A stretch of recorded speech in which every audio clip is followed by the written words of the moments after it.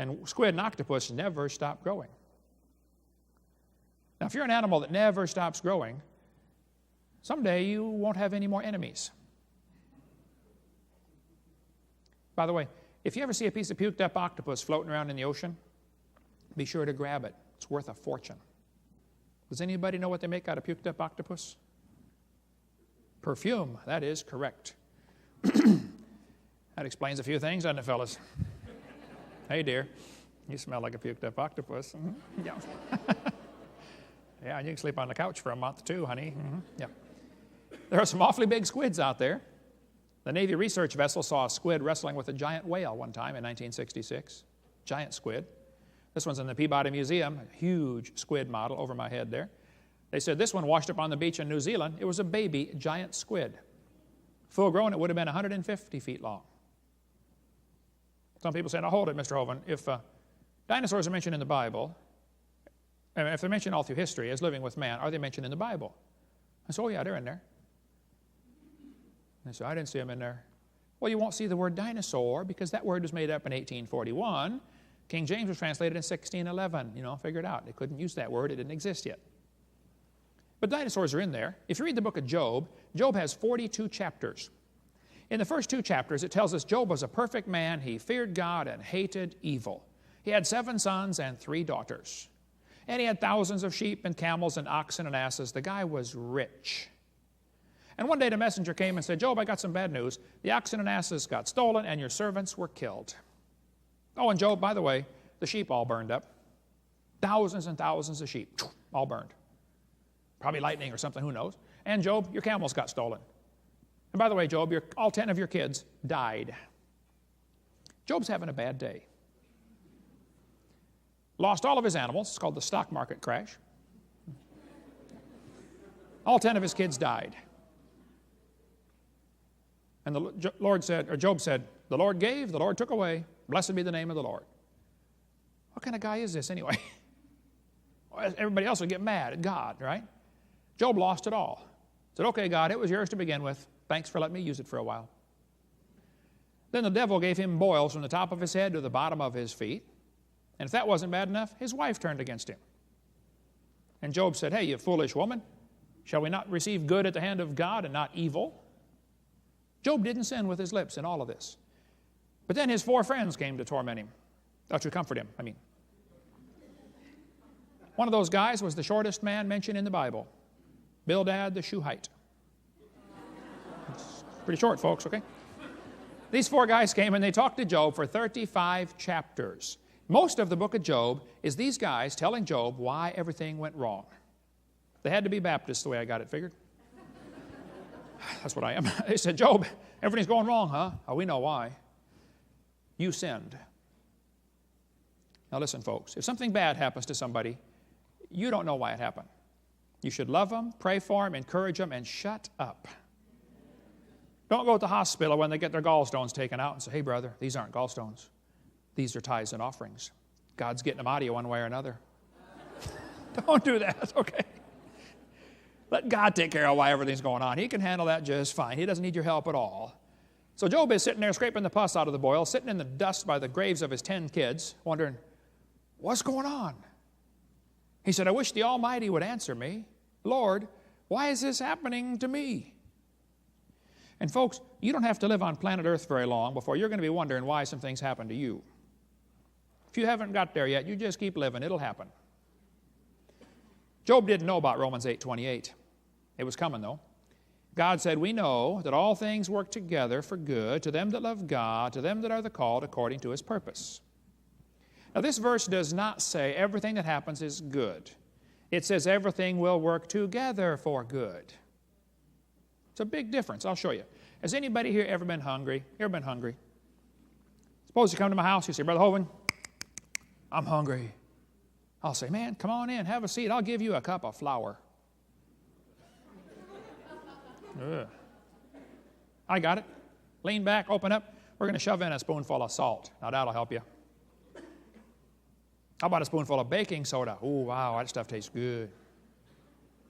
You're probably getting kind of dry by now, so lean back. We're going to pour down a half a cup of Crisco. And chase it down with a cup of buttermilk. You say, that would taste terrible. How about if we mix them all together first and make biscuits? Hey, now you're talking. Did you know the individual ingredients for biscuits taste lousy? But they work together for biscuits, don't they? You know, God promised everything that happens to you will work together for good if you love God. Life is so simple. Keep your heart right with God. That'll be hard to do because the heart's deceitful and desperately wicked. But you just keep your heart right and everything that happens is good. Finally, though, in chapter 38, the Lord answered Job out of a whirlwind. Boy, if a tornado starts talking to me, I'm going to pay attention. And the Lord said, who is this that darkeneth counsel by words without knowledge? Hey, by the way, many false cults take a lot of their doctrine from the book of Job. One of Job's friends said something like, you know, the dead die and they don't know anything. Well, that's one of Job's friends saying that. It's true that they said that, but what they said was not true. Be real careful getting a doctrine from the book of Job. You know, read the verse and then say, okay, that's interesting. Now, who said this? If it's one of Job's friends, it's true that they said it, but what they said may not be true. Just really be alert. Same thing in Ecclesiastes. That's the wisdom of man under the sun. It's not the wisdom of God above the sun. Okay? Just be real careful about getting your doctrine from those two books. Just take it very slow. God said, who's darkening counsel by words without knowledge? God said, gird up now thy loins like a man, for I will demand of thee, and answer thou me. Where wast thou when I laid the foundations of the earth? Man, I read that 34 years ago as a brand new Christian, and I thought, what a dumb question. Where were you when I built the earth? How many of you were here when God built the earth? Now, kids, this is going to be complicated, okay, so listen carefully. Since you were not here when God built the earth, that means that God is older than you are. How many can figure this out with no help? Okay? Did it ever occur to you that God is also smarter than you are? Mm-hmm. Did it ever occur to you that God is stronger than you are? Mm-hmm. Did it ever occur to you that God is richer than you are? You say, Brother Hovind, everybody's richer than I are. God certainly is. Try this one. Did it ever occur to you that nothing ever occurred to God? Things occur to me all the time. I say, wow, I never thought of that before. Did you know that never happens to God? He has already thought of everything. He even knows and understands the imaginations of your thoughts and mine. This is a pretty cool verse. Not only does he know your thoughts, he knows the imaginations of the thoughts. That's a whole different level. You see, you can not only think about things, you can actually think about what you're thinking about. Think about that. The Bible says God knows your thoughts, and the Bible also says Jesus knows your thoughts. That's one of many verses that prove Jesus is God Almighty in the flesh. Not just a God like Jehovah's Witnesses say. He is the God in the flesh. God knows your thoughts. And get this, he loves you anyway. Wow, what a nice guy. God asked Job a question, and Job did not answer. So God asked him another one. Declare, if thou hast understanding. Who hath laid the measures thereof, if thou knowest? Question mark. Job doesn't answer. So God asked him another one. Hast thou entered into the springs of the sea? Did you know scientists didn't even know there were springs in the sea until 1977? God asked Job this question. Probably Job was written shortly after the flood, right about in this time, when people are still living to be 400 years old. Because Job had 10 grown kids all die and lived long enough to see his fourth generation from the new batch of kids that he got. Probably lived right about in here. No mention of the law hadn't been given yet. Most people think Job was written probably the oldest book in the Bible, but not the first one in the Bible. God asked Job question after question. He said, where's the way where light dwelleth? That's a cool verse. Light doesn't stay in a place, it's in a way. But then it says, as for darkness, where's the place thereof? Hey, did you know darkness can't move? We're the children of light, right? The Bible says the gates of hell shall not prevail against. The gates don't move. People say, oh, Satan's attacking us. No, we're not on the offense. It's our problem, okay? We're letting him win. We're the children of light. We're supposed to be on the move, folks. Anyway, God said, by what way is the light parted, which scattereth east wind upon the earth? Now, wait a minute. Does the light cause the wind? It sure does. Ask any weatherman. The sunlight causes the ground to warm up and the air to warm up, and it causes it to expand, the air, and the wind is come from the sunlight. God said that 4,000 years ago. God said, canst thou send lightnings? Boy, it's a good thing I can't. How many of you can think of somebody that's lucky to be alive because you can't send the lightnings? I can think of several, yes, sir. God said, can you send the lightnings that they may go and say unto thee, here we are? Now, wait a minute. Is God telling Job electricity can be used to send a message? I believe he is, folks. That's how radio, TV, telephone, radar, microphones. Oh, yeah. God said that 4,000 years ago. God asked Job question after question after question, 84 questions by my count. Job never answered one. See, these are the kind of questions that don't need an answer. The question is designed to change the person's attitude. These are the same kind of questions you dads have to ask your kids. Say I have 3 kids, one of each. Kids get to a certain age and they start to get kind of cocky and they think they should make the rules around the house. The kid comes in one day and says, hey, Dad, listen, I believe I should be allowed to stay out till 4 in the morning with my friends. After all, I'm 10 now. Dad says, hold on just a minute, kid. You'd like to know why you can't stay out till 4 in the morning. Well, son, let me ask you a couple questions here. Who pays the electric bill around this house? Who's paying for the house?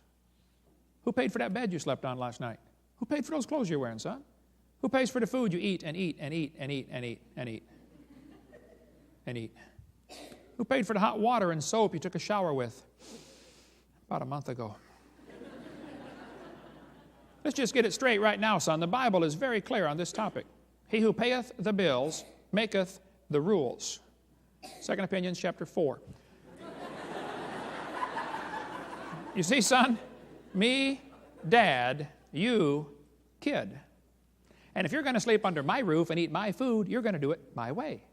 And when you want to do it your way, well, then go get your own roof to sleep under and get your own food to eat, and you can do it your way. That's the golden rule, son. He that hath the gold maketh the rules. Who do you think you are, kid? Where were you when we got this land and drove off to grizzly bears and walked uphill to school 40 miles in the snow, barefoot, both ways? I think God's asking Job these questions to change Job's attitude. We come to chapter 40, and God said, behold now Behemoth. Now, what on earth is a behemoth? Some reference Bibles say it could be the elephant or hippopotamus. No, it cannot be either of those. I think behemoth is the long-necked dinosaur, probably the Brachiosaurus. Actually, there are 13 different long-necked dinosaurs. The Brachiosaur, the Cetosaur, the Mamenchosaur, the Seismosaur, the Supersaur, the Apatosaur, the Blondosaur. You just have to talk to her kind of slow, okay?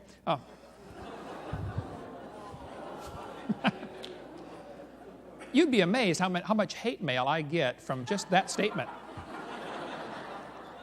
I say, look, I'm blonde, my sister's blonde, my mother's blonde, my daughter's blonde, okay? I like blondes, and I like making fun of them too, okay? So back off. If you don't like it, edit this part of the tape out, all right? He says, behold now, Behemoth eats grass as an ox. Some people say, hey, elephants eat grass, and my Bible says elephant. A lot of animals eat grass, okay? Look at the next verse. His strength is in his loins, his force is in the navel of his belly. The biggest part on him is his belly. They say elephants have a big belly. Yep, you're right. Hippos have a big belly. Brachiosaurus has a big belly. He has a big belly. So does he. Mm-hmm. Yeah. Next verse says, he moveth his tail like a cedar. Wait a minute. His tail's like a cedar tree? Have you ever seen an elephant's tail? Not like a cedar tree. Mm-hmm. Have you ever seen a hippo tail? Not like a cedar tree. You know, before they put those comments at the bottom of the Bible, they really should be required to read the passage at least once. You know, before they comment on it. It's not an elephant hippo, hello.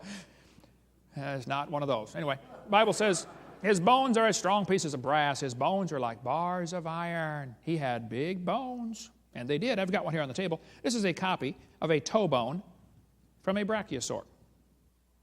Now, kids, this is going to be complicated, so listen carefully. The reason he had such big toe bones is because he had big toes. And he had those big toes because he had a big foot. Matter of fact, their foot was big enough to take a bath in, the footprint, if you're a little kid. Pictures on the back of the book from Dinosaur Valley State Park right here, if you want to come by and take a look at that. They had that big foot because he had a big leg to hold up. His front leg is 20 feet tall. The biggest dinosaur found so far was found in Oklahoma, 60 feet to the top of the head. They say it'll take them 20 years to dig all the bones out of the ground because it is a government project.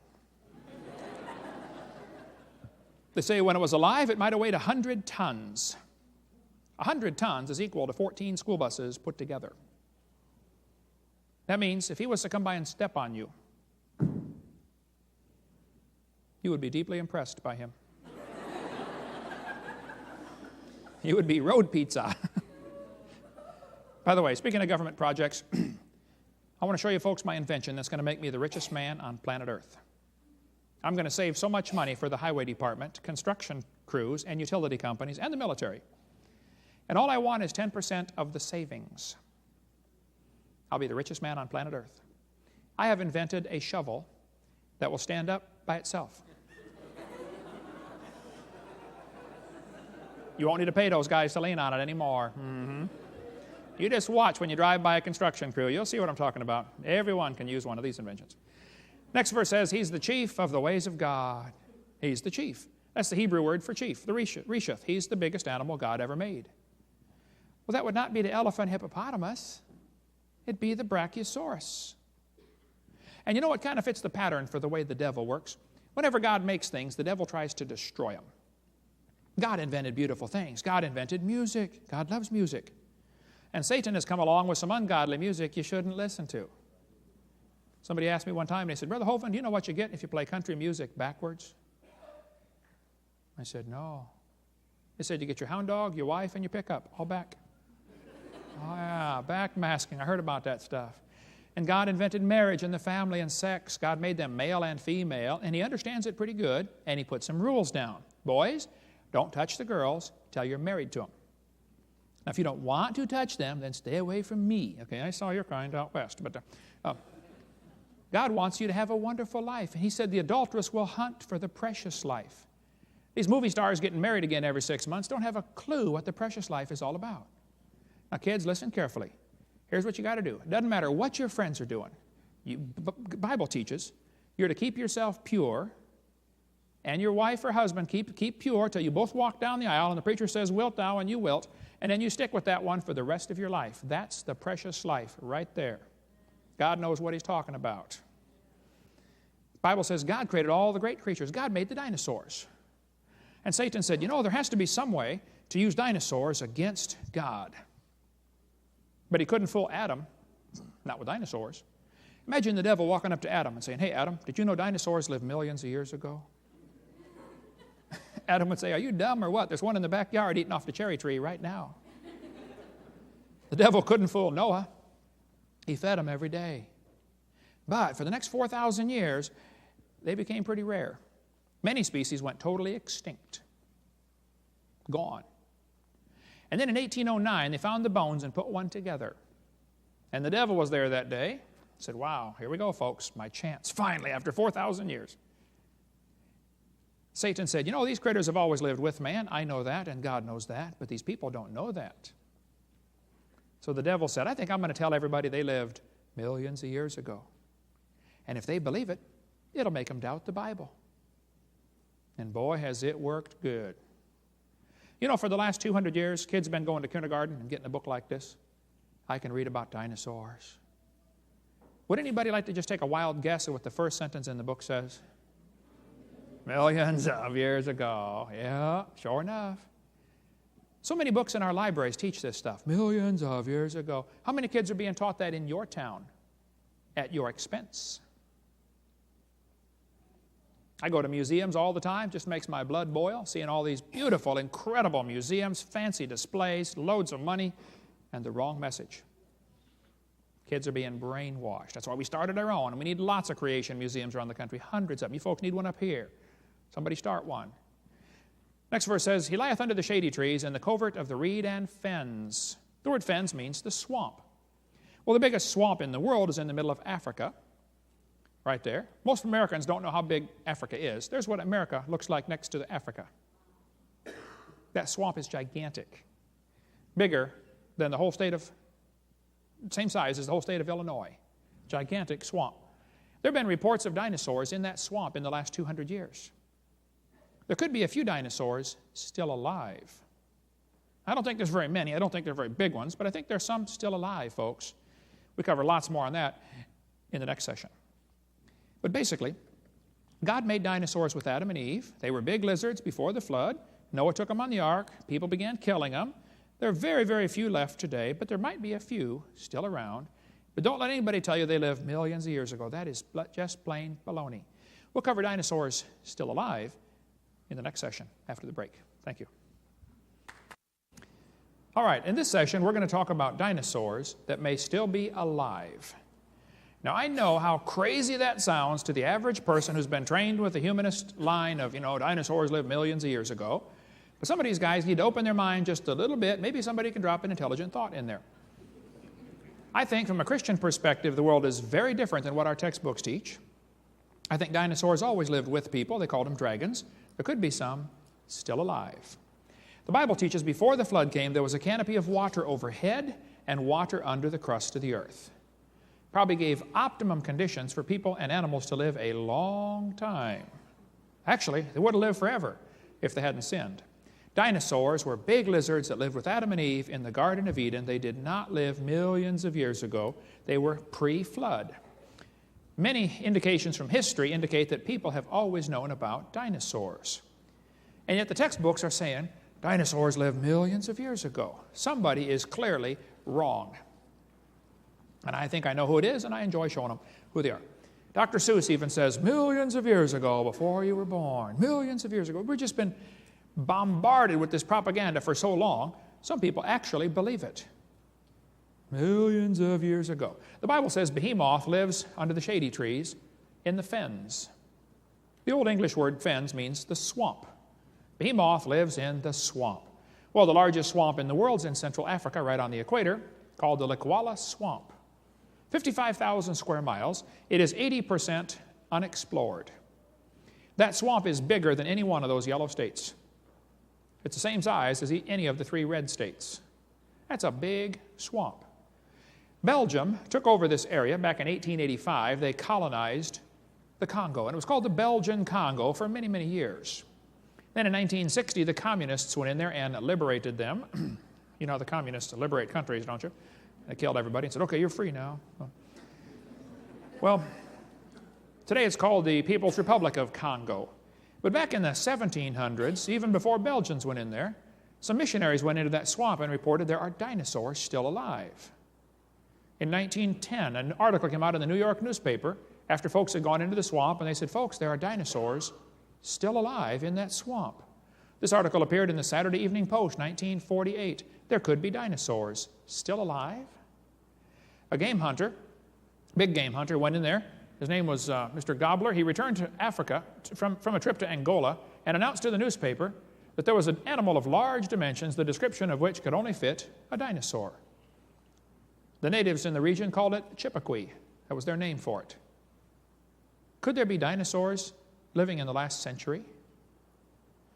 In 1980, a couple of scientists went in there to the Congo swamp. They said it's the most miserable swamp in the world.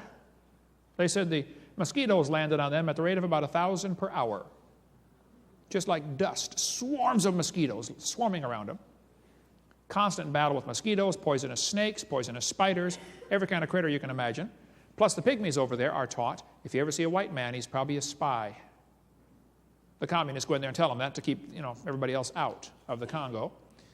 Well, Roy Mackal from the University of Chicago and a couple other guys went into that swamp, tromped around for a while. The natives kept talking about a couple of animals. One that was interested them was the animal called Mahamba. When they showed them a picture of a crocodile, they said, yep, that's Mahamba, right there. And these scientists said, well, how big does Mahamba get? And they pasted off on the sandbar 50 feet. Said, right. Of course, now if you're a pygmy, 4'4", a 50-foot crocodile looks real big to you. But they claim there are 50-foot crocodiles in the swamp. I don't know. That's what the natives said, and they live there. They also talked about an animal called Mokele Mbembe. Mokele Mbembe. When Dr. Mackel said, fellas, what is Mokele Mbembe?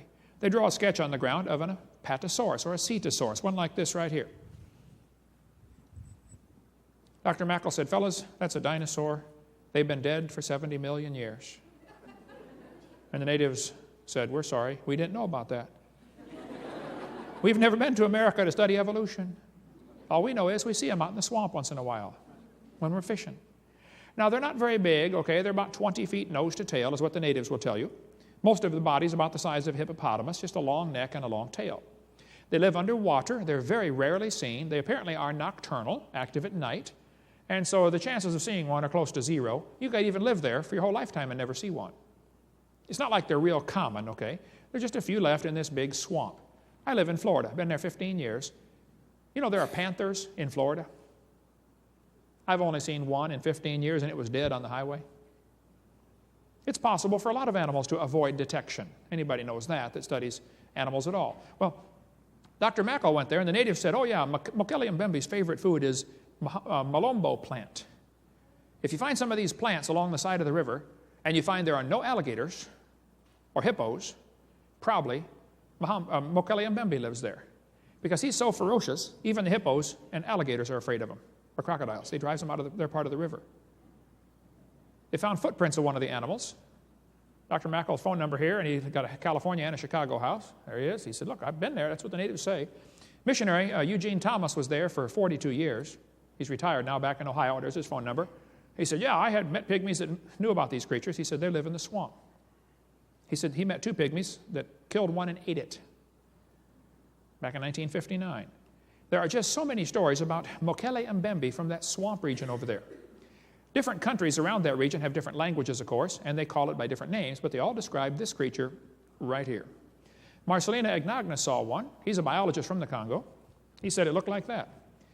Dr. Mark Miller went there, came back. He said, boy, the pygmies over there just nearly killed us. They got us, captured us. We thought they were going to kill us. Fascinating story from World Explorer magazine, wexclub.com, W-E-X for worldexplorerclub.com. They're right down here in Chicago, is where their headquarters are, near Chicago. Some guys from Los Angeles went to the swamp and said, look, we saw one, but our cameras malfunctioned because of the high humidity. It ruined everything. It's not like you just drive in, take a picture, and drive home, okay? It's just not the same, right? It's a little tough conditions over there.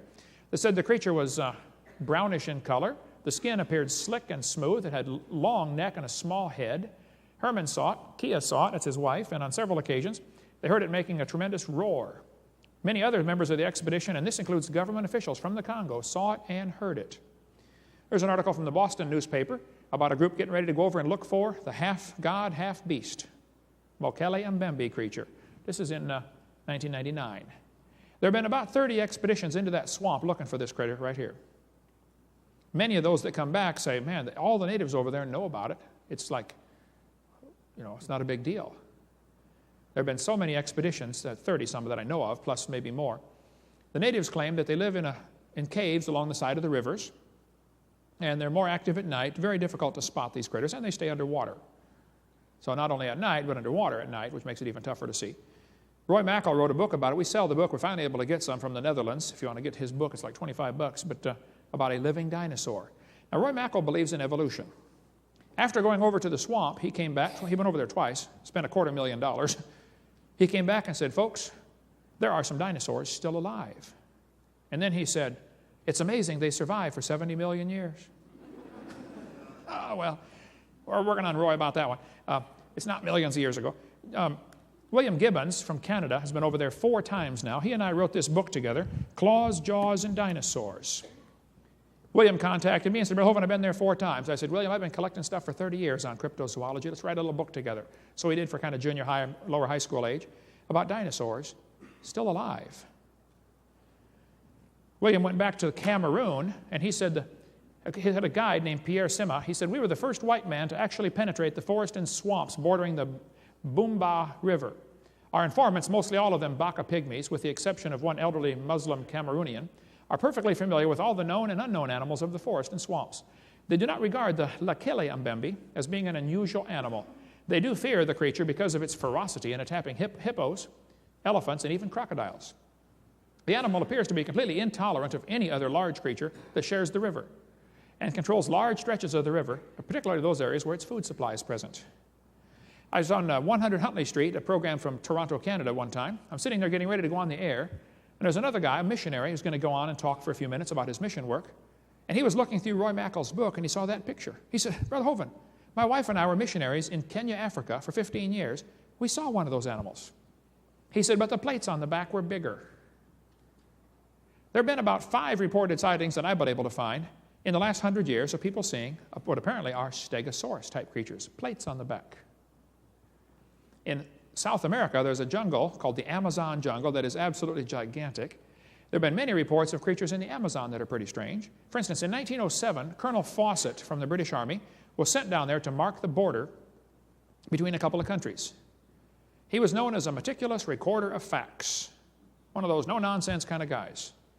He reported a creature that he believed to be a diplodocus. The people down in that valley said, oh yeah, that's animals out there in the river. Don't bother them, they're not friendly. Colonel Fawcett's son drew a picture of the footprints that they saw. Appears to be a 3-toed dinosaur of some kind. In 1883, this article came out in Scientific American before they became very careful about filtering out anything that might support creation. Now they're very careful about filtering that stuff out. You know, if it might support creation, it'll never make the Scientific American paper. But this article said, the Brazilian minister at La Paz, Bolivia, had remitted to the Minister of Foreign Affairs in Rio photographs of drawings of an extraordinary saurian dinosaur killed on the Beni, that's the name of the river, after receiving 36 balls. They shot it 36 times. By order of the President of Bolivia, the dried body, which had been preserved in Asuncion, was sent to La Paz.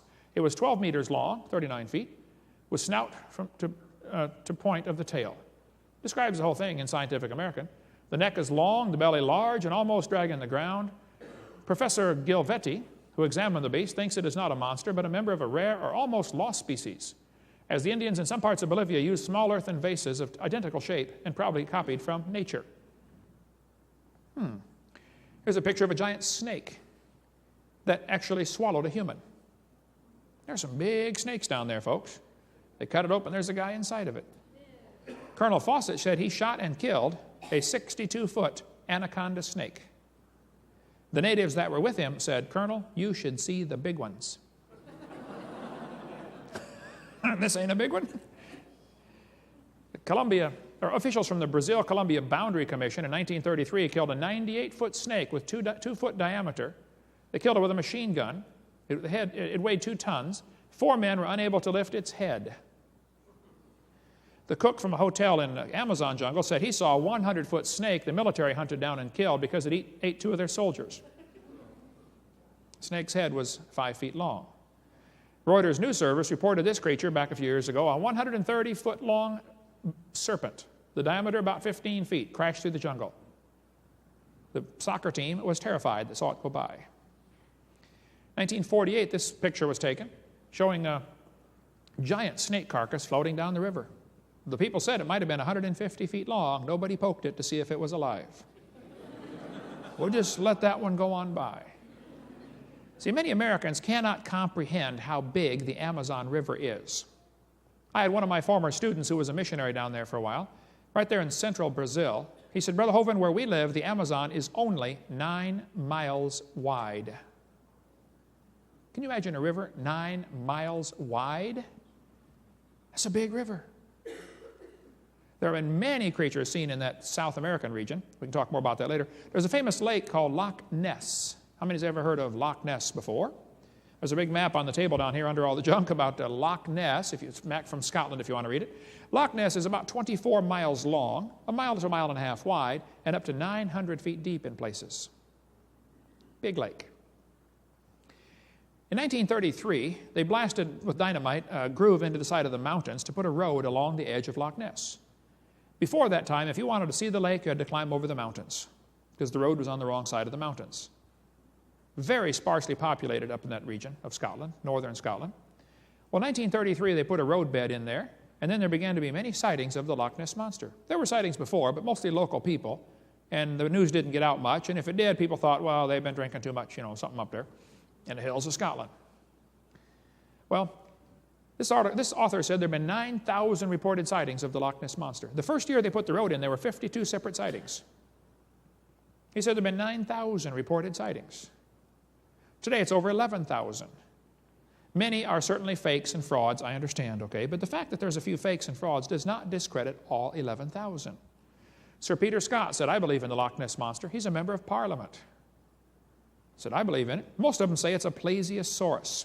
Plesiosaur is this kind. There are about, I'm going to say 5 or maybe 6 different kinds of swimming dinosaurs that are similar to this. The plesiosaur, the elasmosaur, a couple other unusual ones. Well, this author said, there's one thing wrong with Nessie being a plesiosaur. Plesiosaurs became extinct 70 million years ago. Oh, is that what's wrong with the theory? Yeah, we better throw out all the evidence then, since it doesn't match your theory. When you get 11,000 people who claim they've seen something, maybe they've seen something. Arthur Grant was a veterinarian student. He nearly ran into Nessie on his motorcycle. Here's what he said. He said, I had a splendid view of the object. In fact, almost struck it with my motorcycle. It had a long neck, oval-shaped eyes, on top of a small head. The tail would be 5 to 6 feet long and very powerful. He said, the total length of the animal, 15 to 20 feet. Knowing something of natural history, I can say I've never seen anything in my life like the animal I saw. It looked like a hybrid. That's what he wrote about. He drew that sketch right there after nearly hitting it with his motorcycle. Alexander Campbell was the game warden for Loch Ness for 47 years. He said, I saw Nessie 18 times. He said, it looked like that. He said the closest he ever saw it was 3 feet away. He was out in his boat sitting there, motor not running, been sitting there for hours. All of a sudden, Nessie popped its head up beside his boat, scared both of them half to death. Nessie took off, and he took off. People have tried to catch it with cages. They've tried everything you can imagine, and some things you can't imagine, trying to catch Nessie out there. This is a gigantic lake. Loch Ness is big enough that everybody in the world could go drowned in it at the same time. That lake would hold 6 billion bodies. It's a big lake. Many folks claim they've seen Nessie. One family said they saw it with a sheep in its mouth, headed back for the water. This guy got a picture of it with its back sticking out of the water. Here's the neck over here. When they republished this picture in Reader's Digest, I've got it on the table down here somewhere, they cropped the head off. You know, Reader's Digest, shortened version. All they show is the hump on the back. McLeod said he watched it for 9 minutes through binoculars. He drew 4 sketches of what he saw.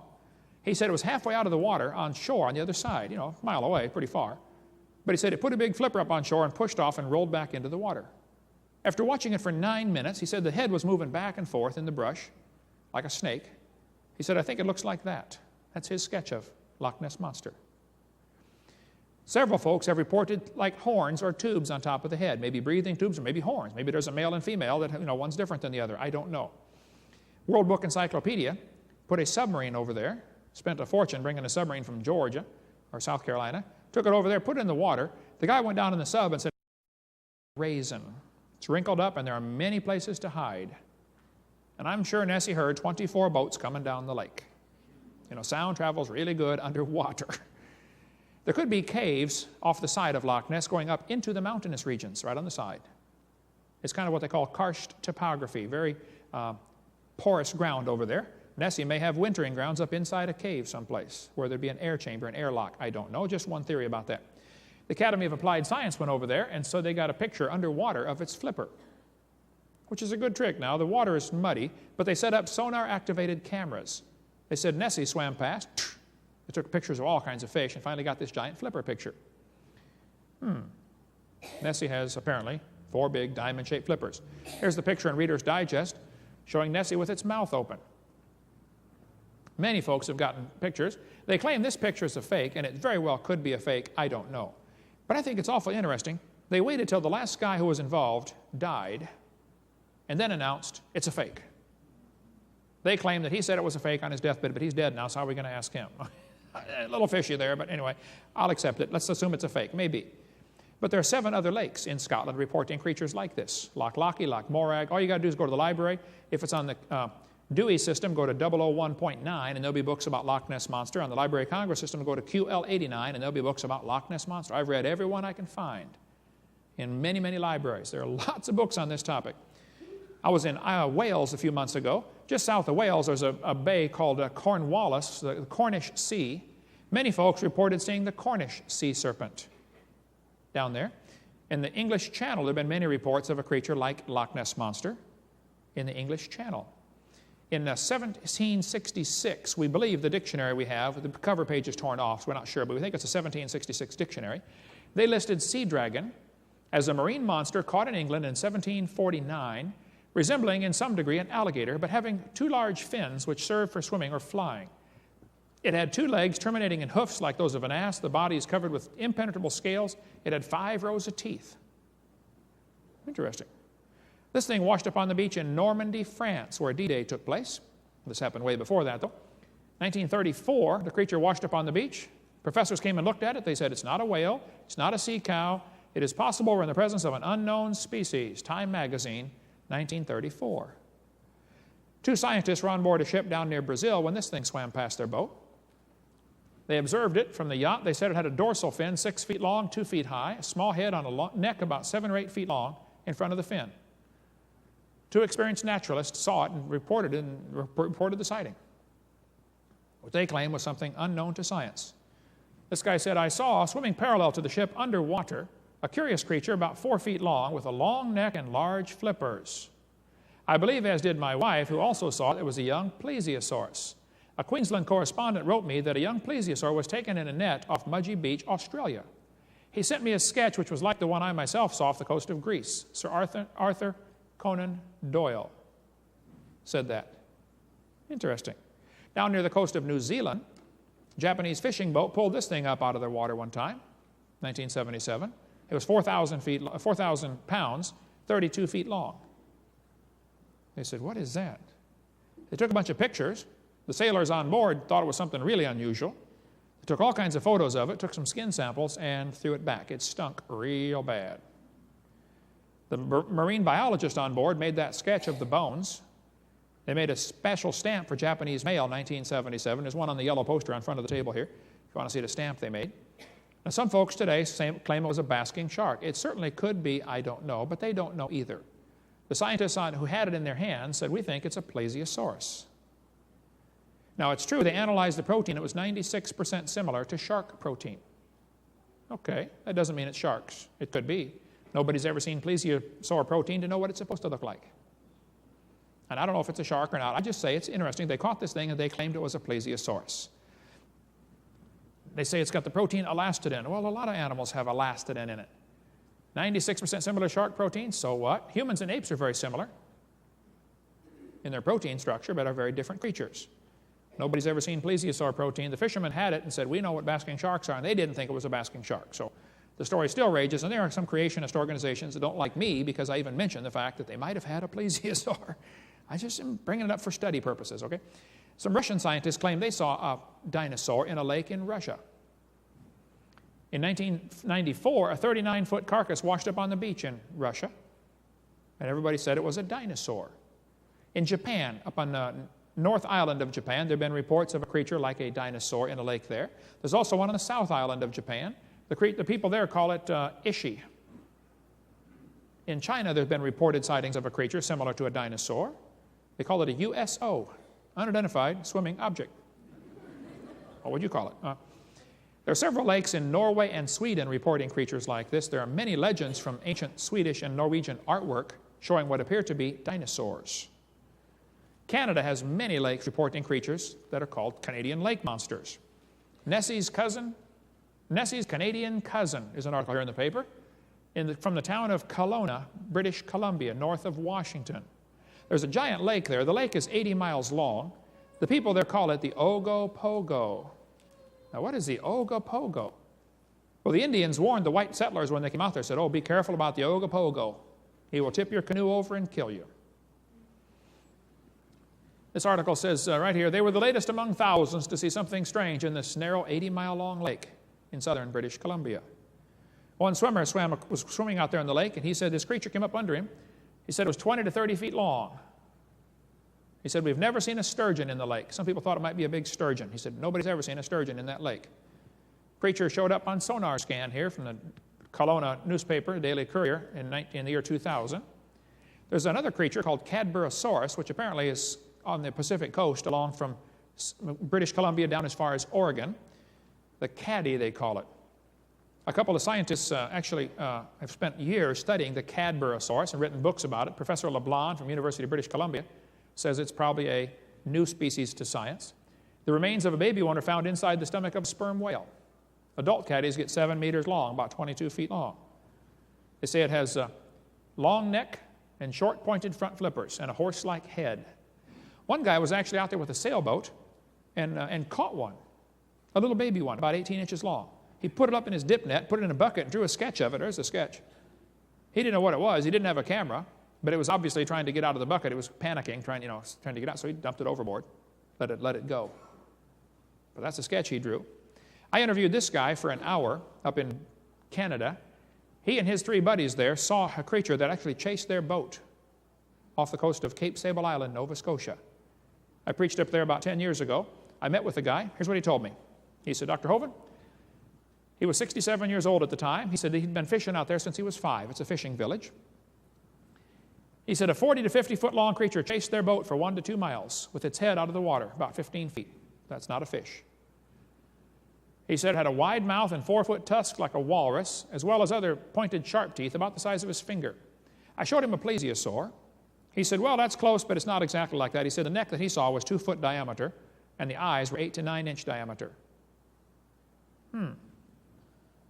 He said they were 6 miles south of Cape Sable Island, Nova Scotia. The water was 180 feet deep and flat cam. They say calm, cam, flat cam. I said, what do you mean flat cam? He said, flat cam, no waves.